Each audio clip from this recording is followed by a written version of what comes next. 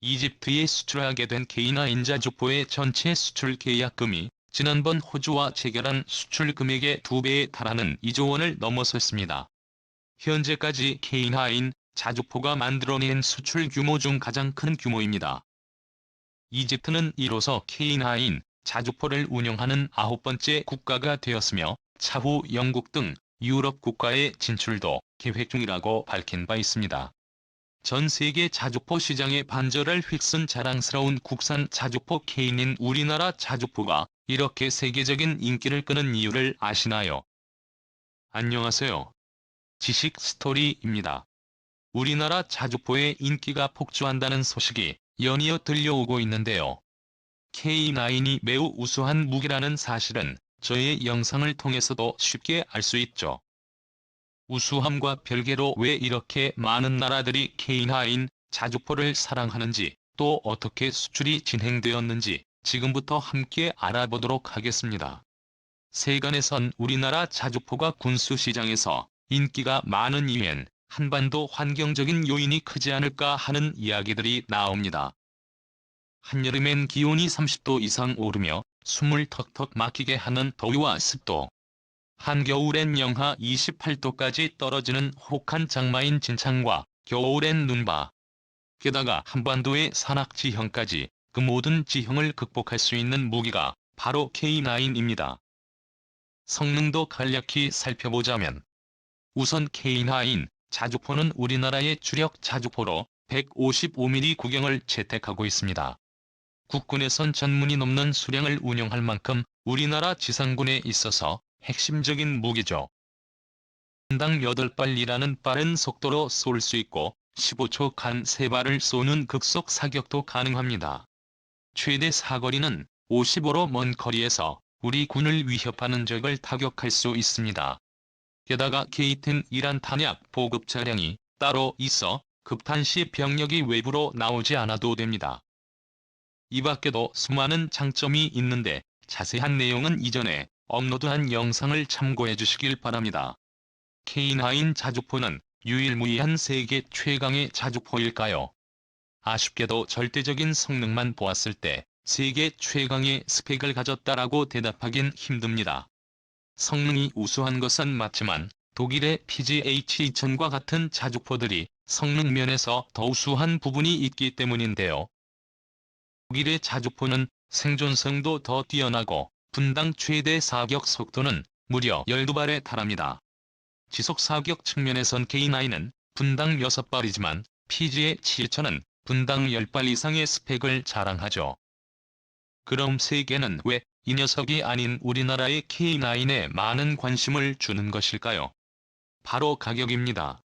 PGH-2000이 뛰어난 자주포는 맞으나 선뜻 구매를 결정하기엔 몸값이 너무 비싸답니다. K9 자주포의 경우 한 분당 가격이 40억 원 수준이지만 PGH-2000은 무려 100억에 육박하는 미친 몸값을 자랑하죠. 성능이 조금 뛰어나다 하더라도 2배 이상의 금액 차이만큼 값어치 있는 성능 차이는 아닙니다. 사실 이 정도 가격 차이면 K9에 K10까지 얹어 계약하더라도 K9 쪽이 훨씬 저렴한데요. 이렇게 가격 차이가 벌어진 이유 중 하나는 생산량의 차이 때문입니다. 무기의 가격은 생산할 때 들어가는 비용뿐만 아니라 개발하던 시점부터 생산해 운용하는 지금까지 가격을 나누어 적용합니다. 따라서 아무리 좋은 무기라도 많이 만들면 싸지고 적게 만들면 비싸질 수밖에 없습니다. 그런데 현재 우리나라에게 북쪽의 북한이라는 통제되지 않는 가장 위험한 녀석들이 있죠. 따라서 우리는 강한 육군 전력 그중에서도 강한 포병 전력을 구축할 필요가 있었습니다. 이에 우리나라는 K9 자주포를 무려 1000문 이상 생산하며 운용하고 있죠. 게다가 우리나라는 내수용뿐만 아니라 수출도 꾸준히 해왔기 때문에 부품 수급 등의 문제로 끊임없이 생산성을 유지해야 했습니다. 반면 2차 대전 이후 평화를 지향하며 군축에 돌입했던 독일은 PJT 이전을 500문 생산하는 데에 그쳤습니다. 상황이 이러니 두 무기의 가격 차이는 점점 벌어질 수밖에 없었고 결국 2배 이상 차이 나는 결과가 나왔습니다. 우리나라의 자주포가 훨씬 더 잘 팔리는 직접적인 이유가 된 것이죠. 이렇듯 뛰어난 성능과 저렴한 가격을 무기로 K9 자주포는 세계 자주포 시장에서 무려 점유율 50%를 가져갑니다. 지금까지 터키, 인도, 노르웨이, 호주 등 총 8개의 국가에 수출했는데요. 그런데 각 나라마다 수출한 형태가 다릅니다. 먼저 우리나라 K9에 일찍부터 관심을 보인 나라는 터키입니다. 당시 터키는 기존부터 운용하던 M44라는 자주포를 대체할 신형 자주포 개발 사업을 시작했는데요. 하지만 개발에 어려움을 겪고 있는 상황이었습니다. 독일의 자주포를 몇 해 쌓아서 자신들의 자주포를 완성해 보려고 시도했으나 당시 터키의 사회적 문제와 여러 상황 때문에 독일은 터키로 기술을 넘길 수 없는 상황이었죠. 결국 터키는 다른 방안을 찾기 시작하는데요. 그렇게 눈에 들어온 것이 PGA-H 이전과 비교해 별로 떨어지지 않는 우리나라의 K9이었습니다.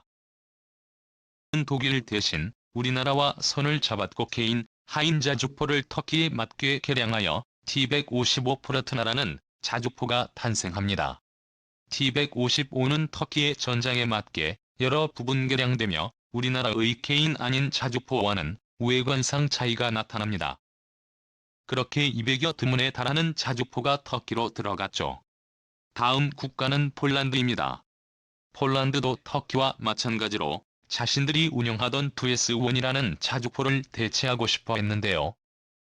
소련이 무너지고 폴란드는 나토에 가입하면서 더 이상 소련제 무기를 운용하기엔 알맞지 않다고 판단한 것입니다.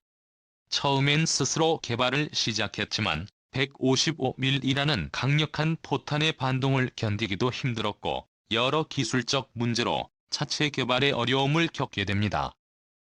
처음엔 영국의 기술 지원을 받아 해결하려 했지만 영국도 그냥 전차 자체를 가져와 자주포를 개발했던 입장이라 폴란드의 문제가 쉽사리 해결되지 않았습니다. 이런 폴란드의 상황이 해결책이 된 것이 또 우리의 K9이었는데요. 이때 우리나라는 자주포의 자체를 별도로 개발했기 때문에 K9 자체만 도입해 기존 폴란드의 포탑과 결합하는 방식으로 사업을 완수할 수 있었습니다. 그렇게 100대가 넘는 K9 자체가 폴란드로 넘어가게 되죠. 이렇듯 K9이 초기 수출 형식은 온전한 자주포를 판매하는 형태가 아니었으며 개량형을 넘기거나 자체만 넘기는 방식이었습니다. 이후 드디어 유럽의 큰손이 한국을 찾게 됩니다.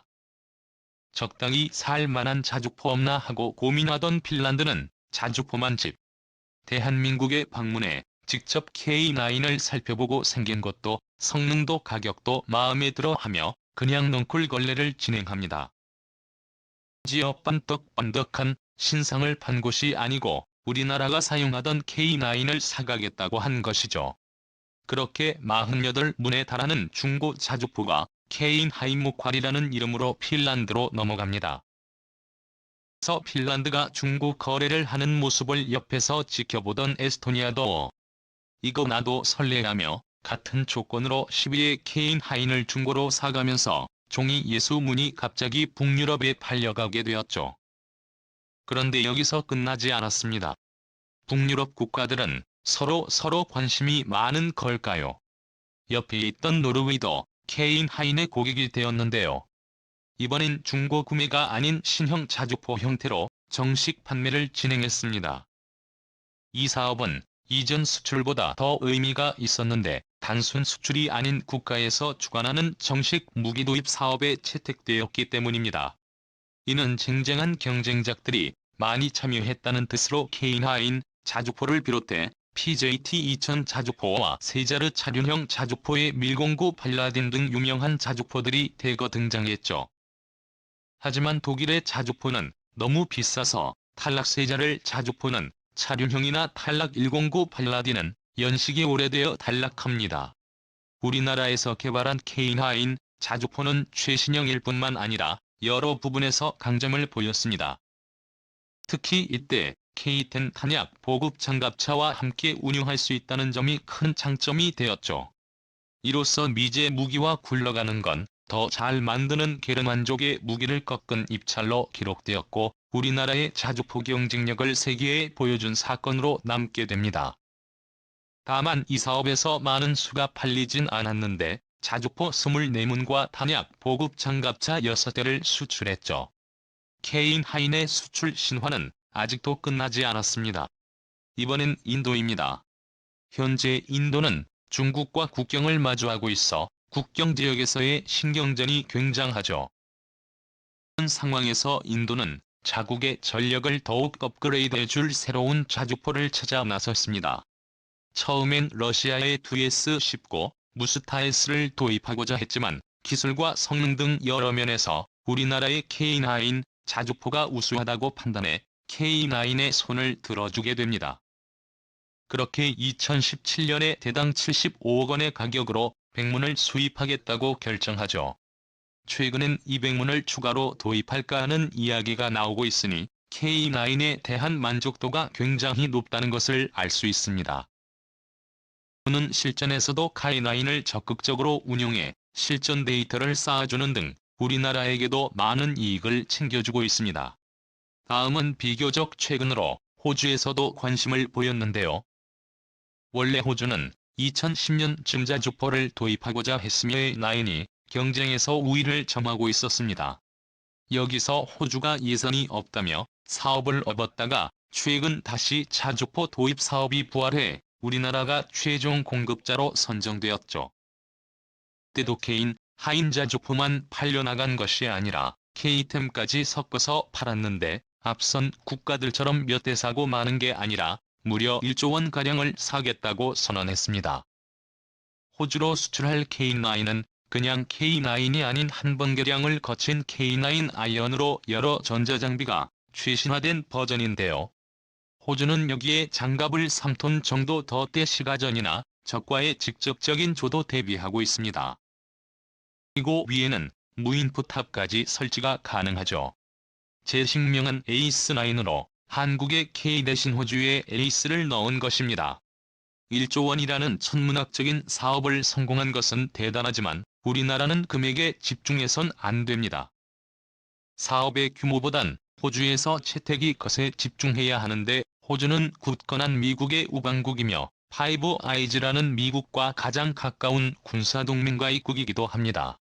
이런 나라가 미국이나 영국의 무기를 사지 않고 우리나라의 무기를 샀다는 것은 엄청난 의미를 지닙니다.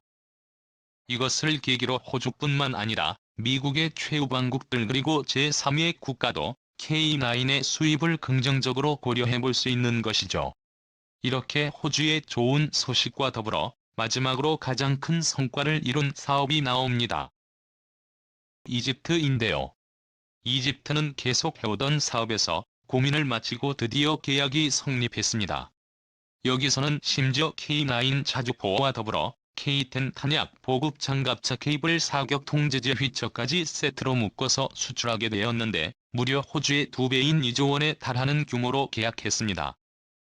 이렇게 우리나라의 자주포가 각지에 흩어져 있으니 우리나라 무기가 갖고 있던 여러 문제도 확인할 수 있고 실전 경험을 통해 많은 데이터도 쌓을 수 있습니다. 모인 데이터는 우리나라에서 운용할 때 교리로 사용될 수도 있고 개량형에 반영되어 개발될 수도 있죠. 앞으로도 더 많은 국가에 우리의 좋은 무기가 수출되어 우리나라의 위상이 높아지길 희망합니다. 영상을 재미있게 보셨다면 구독과 좋아요 부탁드립니다. 감사합니다. 제집 스토리였습니다.